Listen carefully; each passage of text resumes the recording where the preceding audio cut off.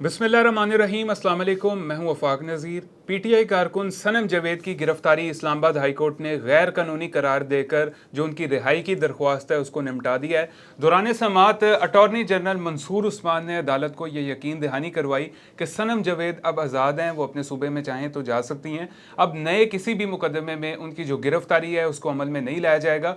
दूसरी जानिब Islamabad high court के जो जज हैं जस्टिस मियाँ गुल हसन औरंगज़ेब, उन्होंने इस दरख्वास्त के ऊपर समाअत की तो उन्होंने कहा जी कि मैंने सोशल मीडिया के ऊपर देखा है सनम जावेद की जानिब से नामुनासिब ज़ुबान का इस्तेमाल किया जाता है।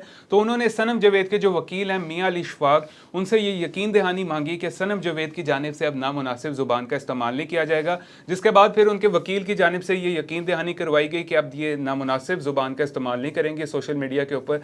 जिसके बाद फिर अदालत ने जो उनकी रिहाई की दरख्वास्त है उसको निपटाते हुए सनम जावेद की जो गिरफ्तारी है उसको गैर कानूनी करार दे दिया है। दूसरा, इसकी बेस जो है वो अटॉर्नी जनरल की जानिब से यकीन दहानी जो करवाई गई उसके बाद फिर अदालत ने यह फैसला दिया है। उन लोगों के लिए मैं वाजे कर दूं जिनको नहीं पता, 15 जुलाई को जो इस्लामाबाद हाई कोर्ट है उसने ये हुक्म दिया था कि सनम जावेद की जो जुमेरात तक गिरफ्तारी है उसको रोका जाए और उन्हें घर जाने की इजाज़त दी थी।